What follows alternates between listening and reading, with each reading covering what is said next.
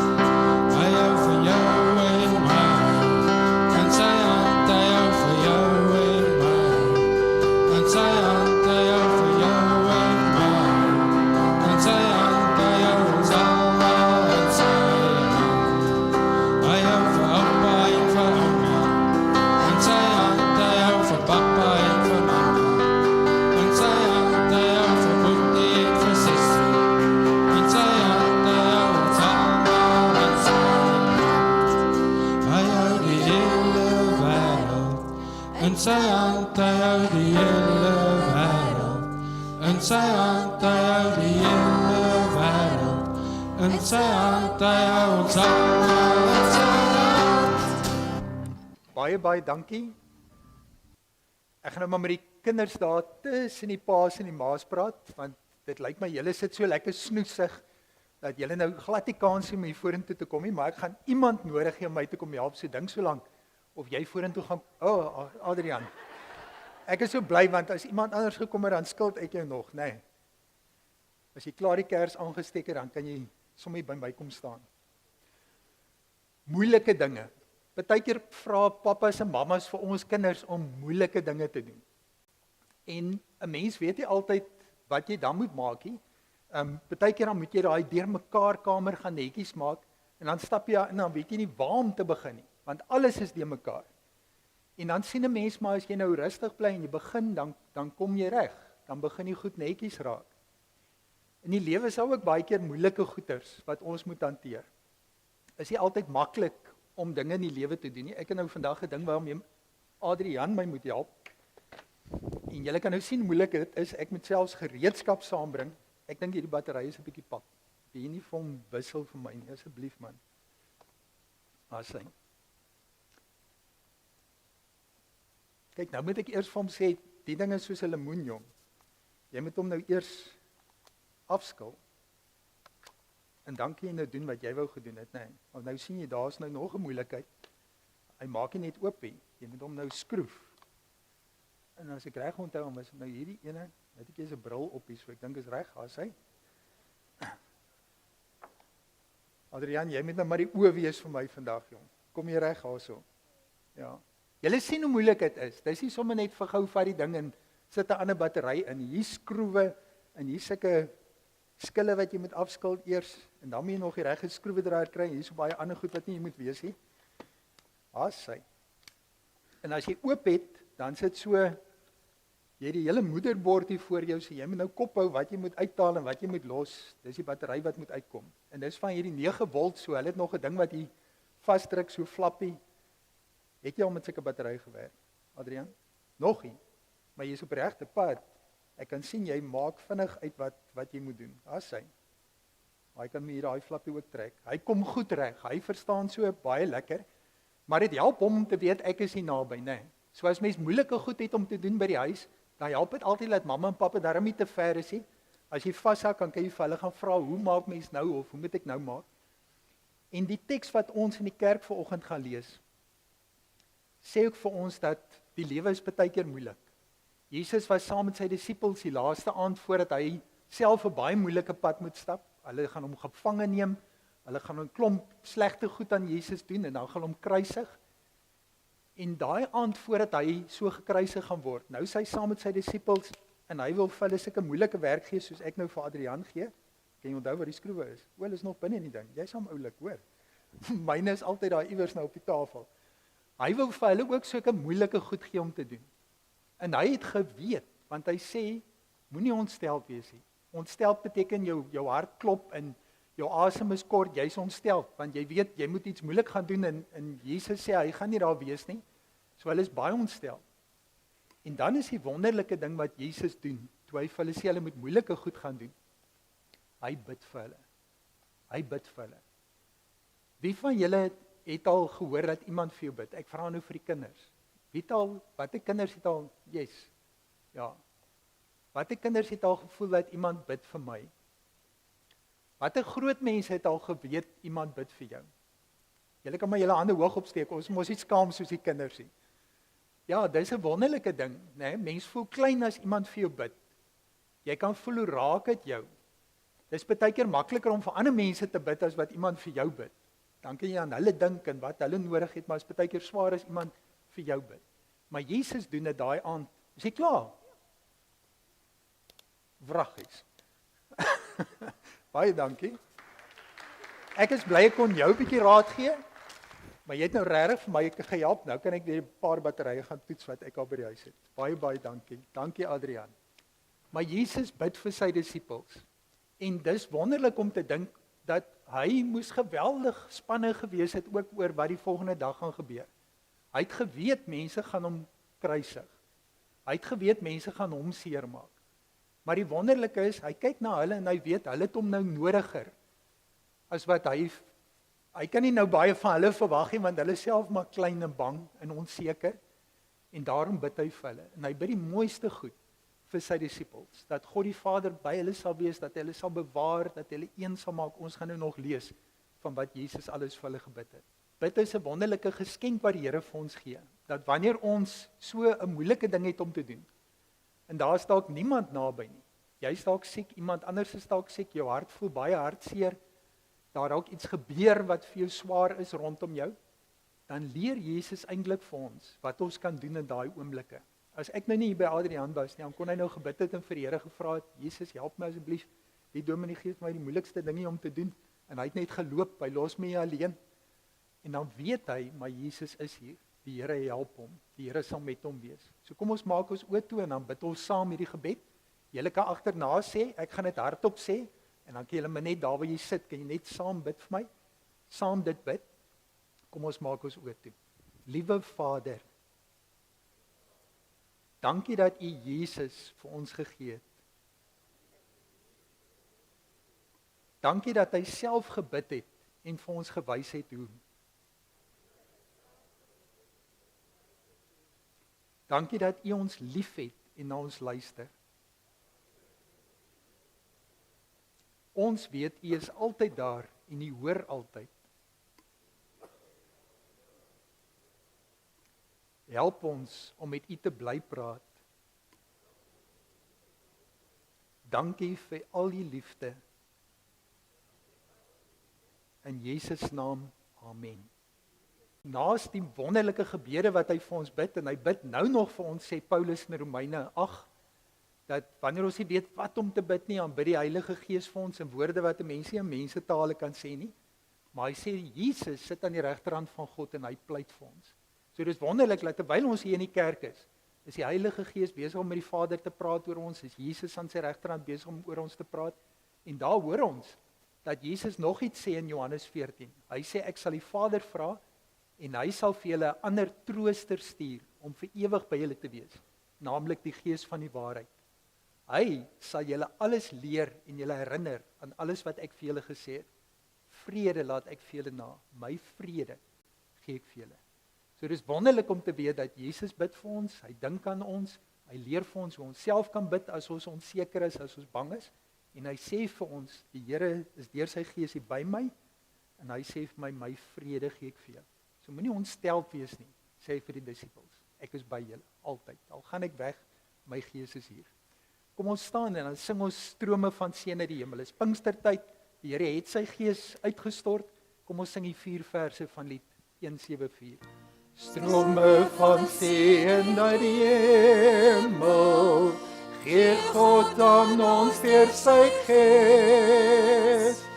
Hy skenk die wedergeboorte, maak van ons leven fees. Strome van seën, gee dit in oorvloed oorheen, dat ons kan groei.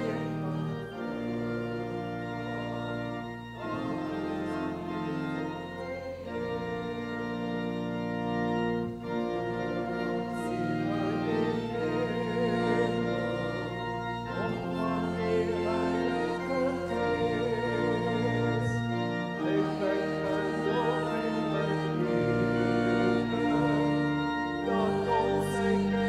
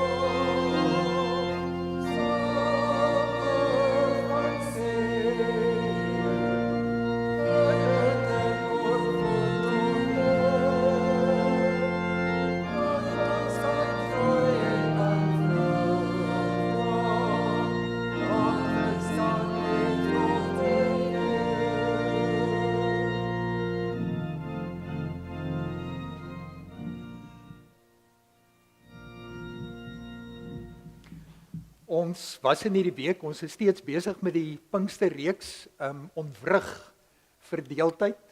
Dit was my vreemd toe ek aanvanklik die tema gehoor het, want dit voel vir my in die kerk moet alles positief wees. En ontwrig klink nie vir my reg nie, en verdeeldheid klink nie vir my reg nie. En hoe langer ons besig is daarmee, hoe meer besef ek, ons het dan hierdie reeks nodig. Want die wêreld is so verdeeld, en dit help ons om te weet daar's hoop. Ons is nie magteloos teen verdeeldheid nie. En om net weer in 'n spieël te kyk en te besef, maar ons kan baie doen aan verdeeldheid. Ons is eintlik in soveel opsigte by magte om verdeeldheid teen te werk, om 'n stok in die wiel te wees vir verdeeldheid, om dit te keer en te ontwrig. Sondag het ons gesê, die Here se liefde verander werklik alles en almal. Ons is aangeraak deur 'n heilige liefde, wat ons laat besef het dat een vir almal gesterf het. En dit laat ons heeltemal op 'n ander manier na mense kyk, na die wêreld om ons kyk, dat ons ook aangeraak is deur hierdie heilige liefde van die Here. Dit het ons maandag vir mekaar gesê, dat dit die wil is van die Here, dat ons heilig sal lewe. En dit is wat die Heilige Gees kom doen, dat hy heilig ons al hoe meer, dat God se liefde in ons sigbaar word, en ons Jesus in ons lewens vertoon. Dinsdag aand het ons ook gehoor, so 'n bietjie in die spieël gekyk, en gesê, ons besef dit nie altyd nie, maar trots is maar 'n ding in 'n mens. Dat jy dink jy's die middel van die wêreld, en dit maak dit baie moeilik vir verhoudings. Want as almal in die middel wil wees, dan sukkel ons om te sê, joeg, ek is jammer, ek besef ek het die fout gemaak, of nou verstaan ons albei het maar nie die ding reg hanteer nie. As 'n mens oor jouself kan kom, dan word dit al hoe makliker om een te wees, om mekaar te vind, om te sê, wie, laat ek gou dink oor wat jy sê. Nee, ek stem nie saam nie. Dink net gou, daar het jy dit gesê, ek het dit is nie soos jy dit sien nie, dan is dit reg, dan sien ons dit so. Maar ek kan ook sê, of sy kan sê, maar dit het ek jou hoor sê, en sê ek, nee, ek het dit gesê nie. Dan dink ek, maar ek het dit gesê, maar ek het dit nie so bedoel nie, maar hulle het dit so gehoor, so ek moet sê, ek is jammer, want hulle het dit regtig so gehoor, al het ek dit nie so bedoel nie, ek maak nou te lank. Woensdag aand het ons gesê, wat ons ook baie keer verblind is wat die effek is van allerhande gedagtes en maniere waarop mense na die wêreld kyk. Trots, individualisme, rasisme, nasionalisme, materialisme, stil bly stil is, dis beter, wat nie altyd is nie, verbruikers, Christendom, en selfs iets wat so goed is en vir my so baie beteken soos my kultuur, waar ek vandaan kom, dat dit alles verdeeldheid in die hand kan werk. Dat as 'n mens met daai brille na mekaar kyk, as 'n mens net trots is op jouself en jou eie mense, hoe dit regtig dit moeilik maak vir mense om saam met jou een te kan wees, dat dit verdeeldheid kan veroorsaak. En donderdag aand het ons net weer verwonderd gewees oor hoe Jesus mense wat ver is kan naby bring, mense wat naby is kan laat besef dat hulle moet oopmaak en ander verwelkom. Dis net wonderlik hoe daai maar nou in Christus Jesus, dat daai gebeure in die lewe, dat Jesus in hierdie wêreld ingekom het, dat dit net deure oopgemaak het vir ons, om as mense by mekaar uit te kom. En dan wat ons vanoggend by stil staan, dat Jesus self bid vir eenheid in Johannes 17. Julle het nou hier rangskikking hier voorgesien, en op 'n wonderlike manier het Gerna en Mikkie, het hulle nou gaan dink oor alles wat hulle gehoor het. Ek het nuuskierig oor wat julle alles gehoor het, nie terwille vir myself nie, maar in die rangskikking sien ons wat hulle gehoor het. Hulle sien die hart van God se liefde wat daarbo is. Hulle sien die kruis wat ons gepraat het oor God, wat ons nie net met hom versoen nie, maar ook met mekaar. En daarvoor moet ons oop wees. Dit eindig nie net met daai versoening nie. Daar het nog goed gebeur aan die kruis. Ek sien die bakstene wat alles eenvormig is, terwyl die Here vir ons sê hy bou 'n gebou op met ons, met al ons verskille. Hy maak ons nie dieselfde nie. Hy bou ons met die verskille. Mense praat verskillende tale en dan werk hy met die verskillende tale. Ons hoef nie eens almal dieselfde te wees voordat hy met ons kan werk en bou nie. Die duifie wat ons herinner aan die Here se vrede, die band van vrede, waarmee ons die eenheid wat God self gee, moet bewaar. En dan die spieël wat vir my eintlik so uitstaan, dat hierdie week het my regtig gekonfronteer, uitgedaag, geroep, om in die spieël te kyk en te dink, joh, wat 'n goed raak alles in my gedagtes in myself wat verdeeldheid eintlik aanhelp. Wat glad nie help vir om een te wees met ander mense nie. Wat maklik hindernisse tussen my en ander is. Eintlik mure wat daar staan. En ek kan nie met mense een wees as ek daai mure nie eers afbreek nie. En dit is swaar partykeer om dit te hoor. Dat goed wat vir my dalk kosbaar is, dat die Here vir my sê, "Joeg, dit mag wees vir jou, maar dit help nie vir ons nie." Kom ons begin, ons is al lank besig met die diens, maar kom ons gaan in hierdie gesprek met die Here in met Psalm 133, 'n pelgrimslied van Dawid, wat sê, hoe goed, hoe mooi is dit, as broers en susters, eensgesind saamwoon.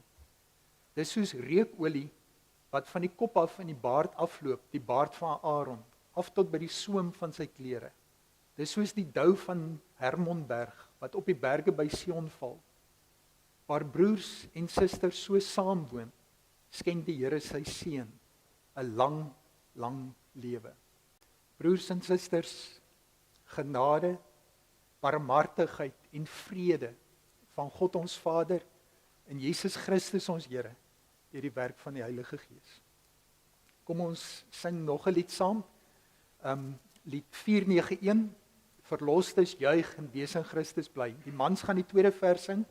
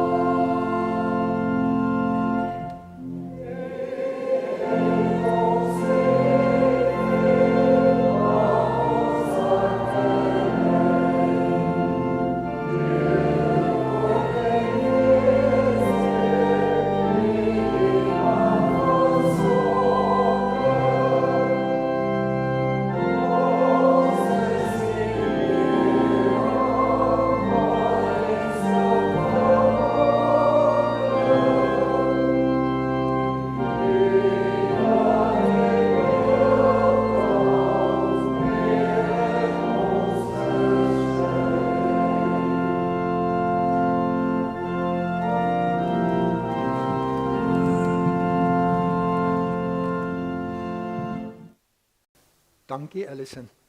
Ons gaan saam lees uit Handelinge 2 in Johannes 17. Maar voordat ons dit doen, kom ons raak saam stil, kom ons buig die hoofde saam. Here, dit is goed vir ons om U naam te besing, om saam met liedere die erediens te begin en deur die erediens heen, heeltyd net saam ons stemme op te lig tot U, om U te aanbid, om te erken dat U God is en ons mense, dat ons afhanklik is van U. Here, ons verwonder ons oor alles waarvan U woord getuig, dit alles wat U kom doen het, uit liefde vir ons, dat U ons in hierdie verhouding waarin U as Vader, Seun en Gees staan, kom innooi, Here, dit is bo ons verstand. Maar dankie dat dit so is. Dankie dat ons ook vanoggend kan hoor dat U in die liefde U ontferm oor ons. Wanneer ons swaar kry, wanneer die lewe vir ons moeilik is, wanneer ons nie lig in die tonnel sien nie. Wanneer U weet dat ons nog nie eens weet wat vir ons voorlê nie, maar die swaar kom. En dat U in liefde ons al reeds voorberei. Ons herinner dat U deur die Gees in ons is, by ons is, dat ons tot U kan bid, dat U vir ons pleit en smeek by die Vader. Dankie Here, dankie Here. Dankie vir al die wonderlike seën uit die hemel uit, die reën wat geval het. Dankie dat ons 'n verwagting kan hê van die son wat gaan skyn en alles wat groei en jubel. Ons jubel saam.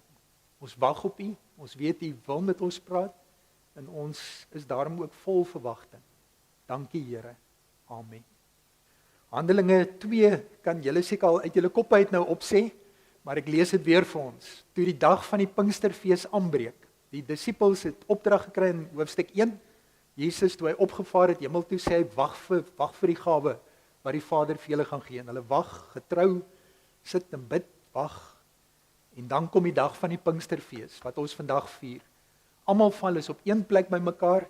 Onverwags het daai die hemele geluid soos die van 'n kragtige stormwind opgeklink. En dit het die hele huis gevul waar hulle gesit het. Tonge, asof van vuur, het aan hulle verskyn, verdeel en op elkeen van hulle neergedaal. En almal is vervul met die Heilige Gees. En hulle het in ander tale begin praat, soos die Gees het aan hulle gegee het om hardop uit te spreek. Destyds het daar vroom Jode uit elke nasie onder die hemel in Jerusalem gewoon.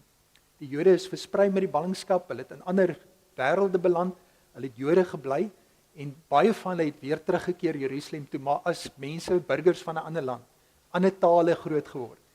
Toe daardie geluid opklink, het die menigte saamgedrom en was verward, omdat elkeen gehoor het hoe daar in sy eie moedertaal gepraat word.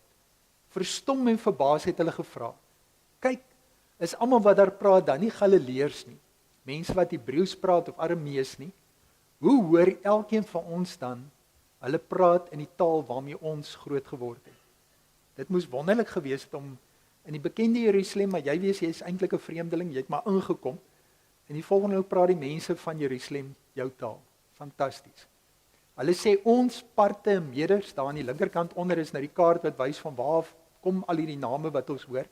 Ons parte en meders en Elamiete, inwoners van Mesopotamië, Judea en Kappadosie, Pontus en Asië, Frigië en Pamfilië, Egipte en streke van Libië en die omgewing van Sirene, en Romeine wat hier vertoef, Jode en Proseliete, mense van Kreta en Arabiere.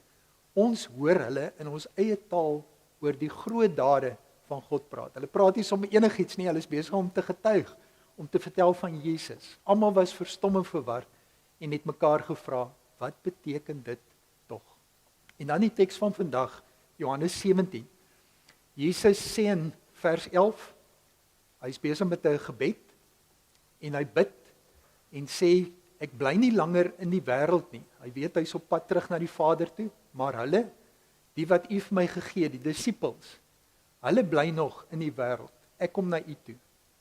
En dan hierdie pragtige woorde, Heilige Vader, bewaar hulle in U naam, die naam wat U my gegee het, sodat hulle net soos ons een kan wees. Dan spring ons na vers 20, dan sê hy, bid nie egter nie net vir hulle, sy disippels daar by hom, in daai bovertrek waar hulle nou net die brood gebreek het en die wyn gedrink het nie, maar ek bid ook vir die wat deur hulle woorde in my glo. Almal wat nog gaan kom, wat tot geloof gaan kom, dat hulle almal een kan wees, net soos U Vader in my is en ek in U, en dat hulle ook in ons kan wees, sodat die wêreld kan glo, dat U my regtig gestuur het. En ek het die heerlikheid wat U aan my gegee het, aan hulle gegee, sodat hulle een kan wees, net soos ons een is. Ek in hulle en U in my, sodat hulle volledig een kan wees, en die wêreld kan weet dat U my gestuur het, en hulle liefgehad het, net soos U my liefgehad het. Vader, ek wil hê dat waar ek is, hulle wat U my gegee het, ook saam met my kan wees, sodat hulle my heerlikheid kan sien, die heerlikheid wat U my gegee het, omdat U my van voor die grondlegging van die wêreld liefgehad het. Regverdige Vader, die wêreld ken U nie, maar ek ken U, en hulle weet dat U my gestuur het. En ek het U naam aan hulle bekend gemaak en ek sal dit verder bekend maak, sodat die liefde waarmee U my liefgehad het, in hulle kan wees en ek in hulle. Dis so die mekaar gebed, mens verstaan nie alles wat Jesus bid nie, maar dit klink so mooi. Dit klink so mooi, want ons hoor heeltyd van eenheid, ons hoor van liefde, ons hoor van inwees, met mekaar saam wees. So dis 'n pragtige gebed, al verstaan mense ook alles wat die Here in die gebed bid nie. Ek het gesê in vers 11, sê hy dat hy self weet, hy's op pad terug na die Vader toe, hy los nou sy disippels daar agter.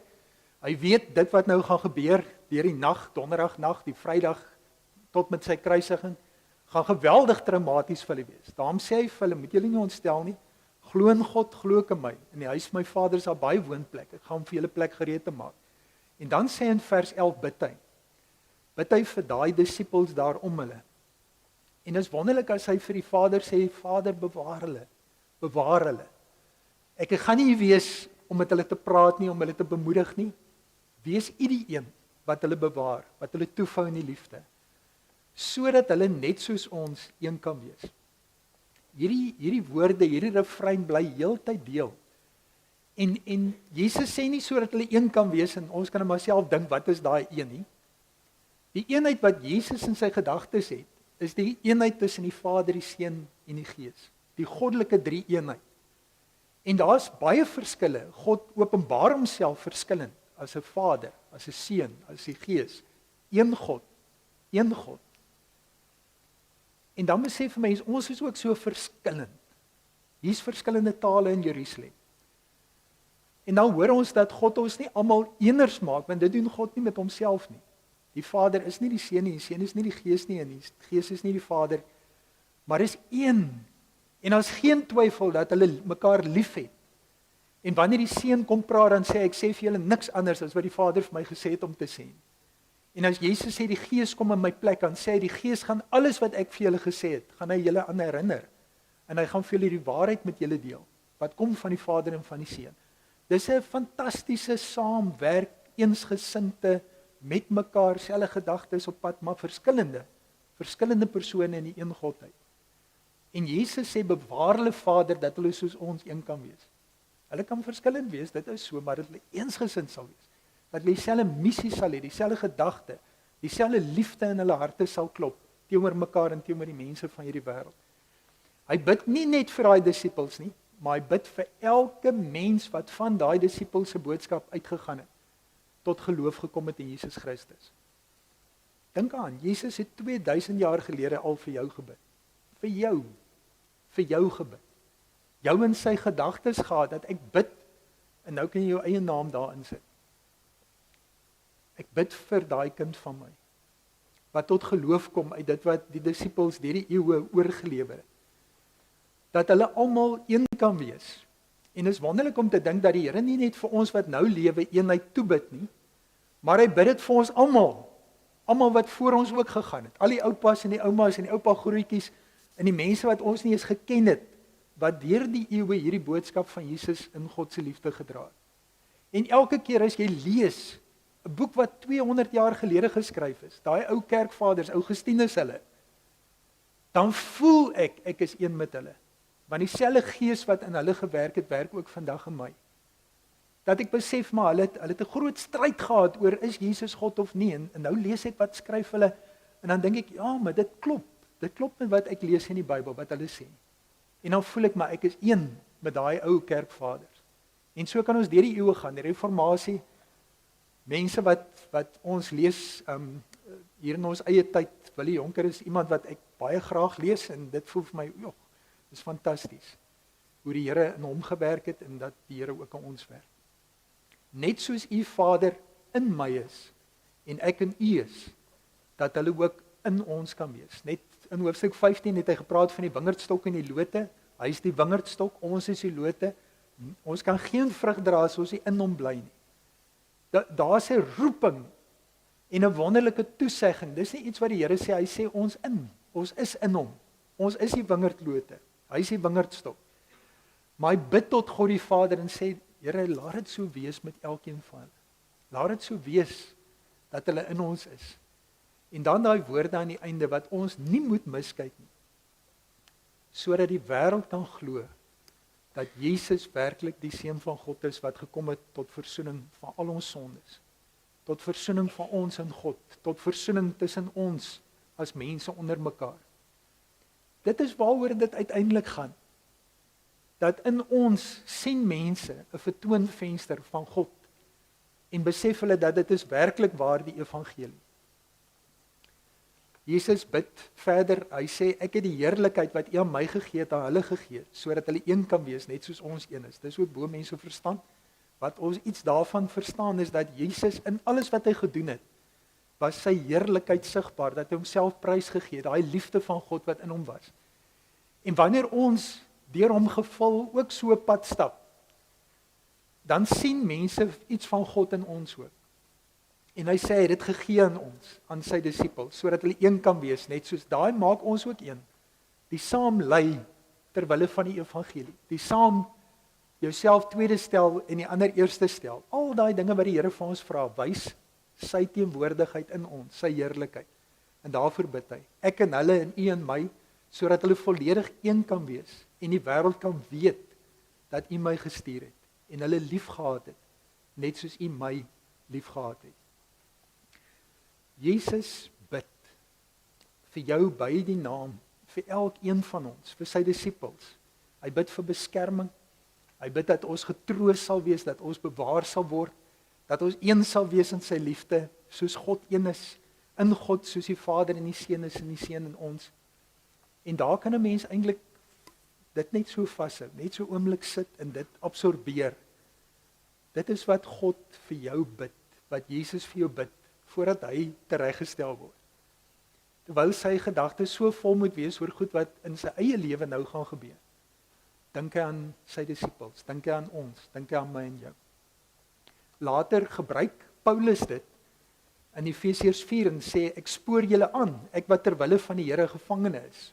Daar sien ons die Here se heerlikheid en die manier waarop hy homself gegee het, Paulus, om so te leef dat julle die roeping waarmee julle geroep is waardig is, deur mekaar met volkomme nederigheid en in saggeaardheid en met geduld in liefde te verdra, en julle daarop toe te lê om die eenheid wat die Gees bewerk het te bewaar deur die band van vrede. Een liggaam, een Gees, soos julle ook deur julle roeping tot een hoop geroep is, een Here, een geloof, een doop, een God en Vader van almal, wat oor almal en deur almal en almal is.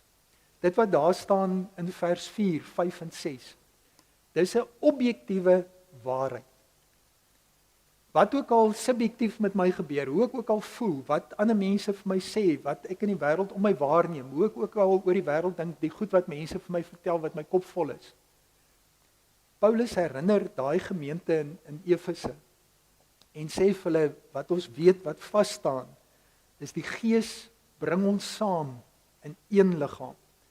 Of dit 'n Japaneese gelowige is, 'n Chinese een, of dit 'n Suid-Koreaan is, of dit 'n Argentyn is, wanneer daai persoon 'n gelowige is ek en daai persoon, ek en sy is een liggaam. Daar is een Gees wat in ons leef. Ons is geroep tot een hoop. Ons is op pad na een Here toe.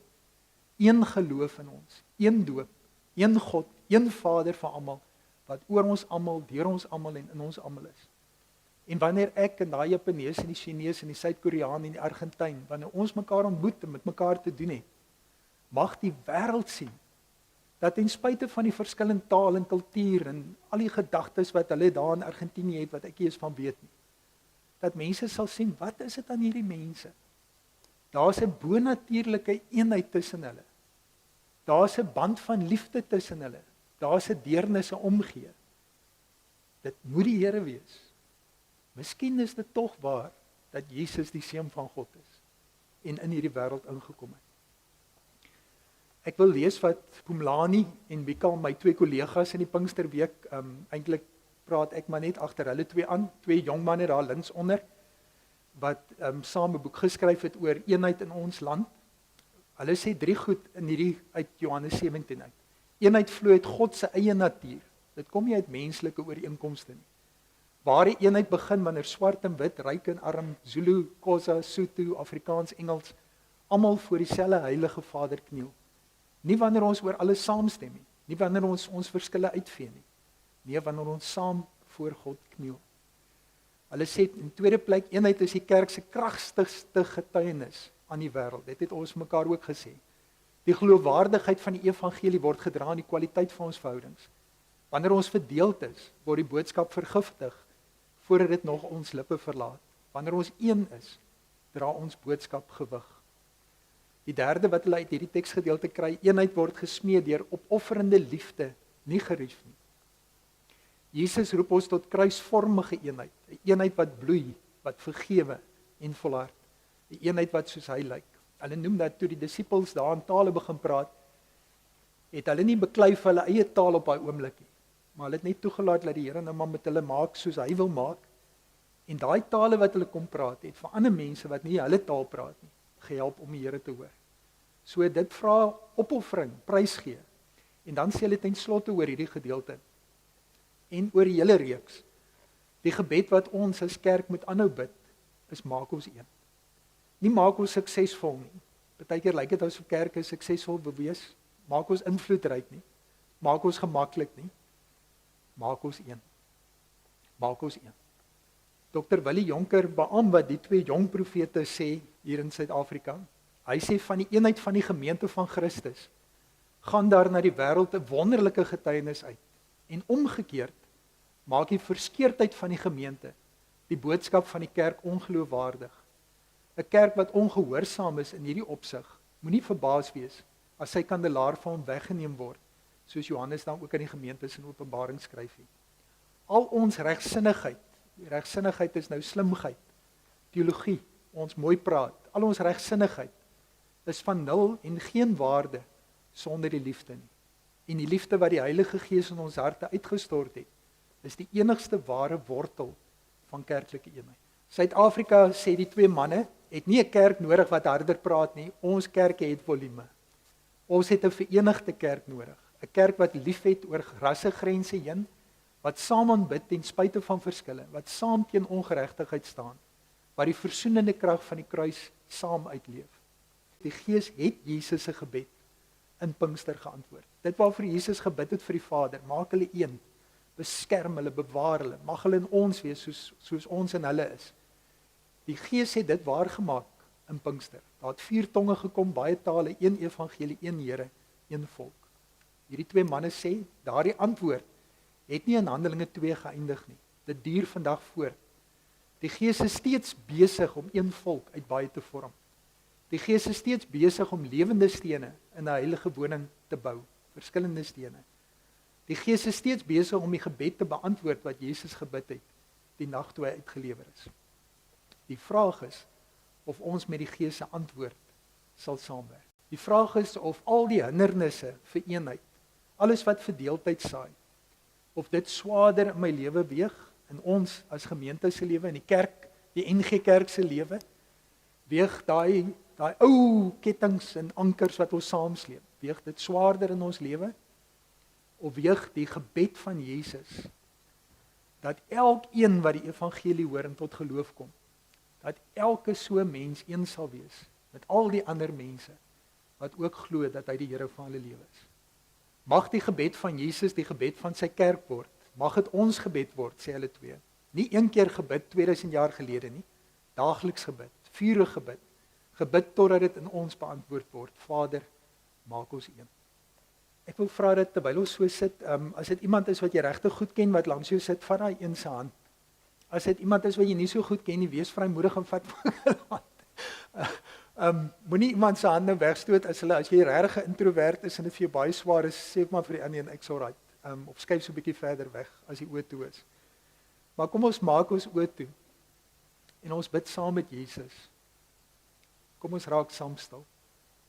Here Jesus, maak my en die een wat hier langs my sit, en ook die mense van hierdie gemeente en gemeenskap, elkeen wat glo in U, maak ons een in die liefde, sodat die wêreld deur ons eenheid kan sien dat U deur die Vader gestuur is. Ons bid dit in Jesus se naam. Amen. Ek gaan die koor nooi om voor te kom staan. Ons gaan nou die nagmaal gebruik saam as een gemeenskap van gelowiges en ons gee die koor geleentheid om ons dan ook in die nagmaal in te lei.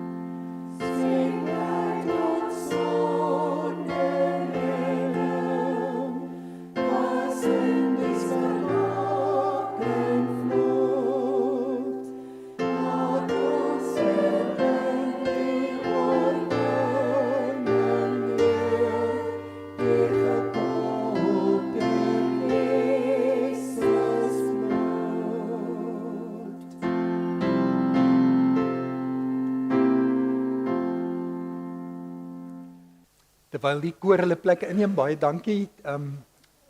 Wil ek graag vir ons herinner aan die rede hoekom ons die nagmaal gebruik. Die Bybel leer vir ons dat God ons baie liefhet. Ons weet dit omdat hy sy seun, dit is Jesus, vir ons gestuur het. Die Bybel leer ons ook dat Jesus ons baie liefhet. Ons weet dit omdat hy sy lewe vir ons afgelê het. Dit het hy op Goeie Vrydag aan die kruis op Golgotha vir ons gedoen. Die Bybel leer ons ook dat Jesus self die nagmaal vir die eerste keer aan sy disippels gegee het en vir hulle gesê het om dit gereeld te gebruik. Hoekom?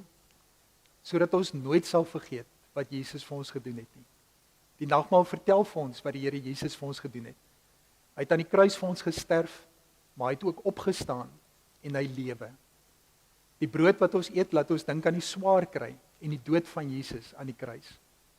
Die wyn wat ons drink, laat ons dink aan die bloed van Jesus wat vir ons aan die kruis gevloei het. Wanneer ons hierdie brood eet en die wyn drink, sê ons almal saam vir die Here dat ons sy kinders is. Ons sê ook daarmee dat ons glo dat ons almal eendag saam met Jesus in die hemel sal wees. Ons is bly wanneer ons die nagmaal gebruik, want ons sien nou al hoe wonderlik dit in die hemel gaan wees. Ons sê ook deur die nagmaal vir die Here dankie vir alles wat hy vir ons doen en gedoen het. Hemelse Vader, dankie dat U ons harte elkeen vanoggend ken. Dat U weet wat in elkeen van ons leef. Dankie dat ons so 'n goeie gesindheid van U ervaar vanoggend. Wat ons so ervaar uit die woord uit. Dankie dat U elkeen van ons so liefhet, dat U U enige gebore seun gegee het, sodat elkeen van ons wat in U glo, nie verlore sal gaan nie, maar die ewige lewe sal hê. Waar ons nou die brood gaan eet en die wyn gaan drink, Here, wil U gee dat ons verby hierdie tekens vir Jesus aan die kruis sal sien. Dat ons weet hoe so seker soos ek hierdie brood eet en die wyn drink, so seker het Jesus vir al my sondes aan die kruis betaal. Het Jesus my met U versoen. Het hy my vrygekoop uit die mag van sonde en dood en my verlos tot 'n lewe van eenheid, van liefde, van eensgesindheid. Dankie vir hierdie hoop wat in ons lewe. Dankie Here. Amen. Broers en susters, die brood wat ons breek is die gemeenskap dan met die liggaam van Jesus Christus. Neem dit, eet dit, dink daaraan en glo dat sy liggaam gebreek is tot volkomme versoening van al jou sonde.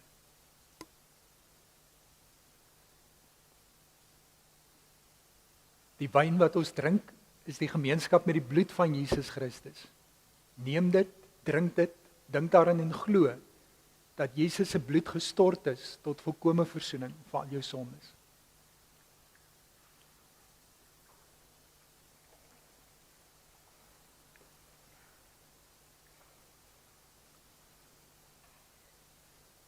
ons het nou ook die geleentheid om ons geloof in die liefdevolle Vader, Seun en Gees te bely. Terwyl ons so sit, kom ons doen dit saam. Ek glo in God die Vader, die Almagtige, die Skepper van die hemel en die aarde, en in Jesus Christus, sy enige gebore Seun, ons Here, wat ontvang is van die Heilige Gees, gebore is uit die maagd Maria, wat gelei het onder Pontius Pilatus, gekruisig is, gesterf het en begrawe is, en ter helle neergedaal het, wat op die 3de dag weer opgestaan het uit die dode, wat opgevaar het na die hemel, en sit aan die regterhand van God, die Almagtige Vader, vanwaar hy sal kom om te oordeel, die wat nog lewe en die wat reeds gesterf het. Ek glo in die Heilige Gees. Ek glo aan 'n heilige algemene Christelike kerk, die gemeenskap van die heiliges, die vergifnis van sondes, die opstanding van die vlees en 'n ewige lewe. Ons gaan dan die week binne met hierdie lied op vaste fondamente het die Here sy kerk gebou. Kom ons staan en dan sing ons die 4 verse van lied 478.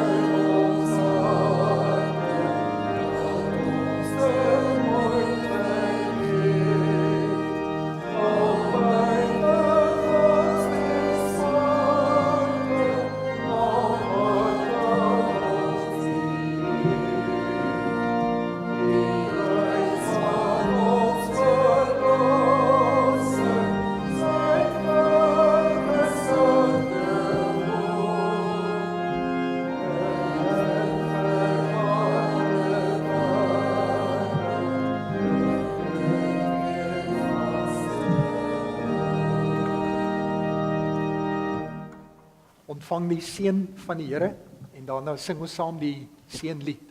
Pieter, baie geluk met die verjaarsdag. Mooi dag vir julle verder vandag. Mag die genade van ons Here Jesus Christus en die liefde van God ons Vader en die gemeenskap van die Heilige Gees met jou wees en bly. Amen.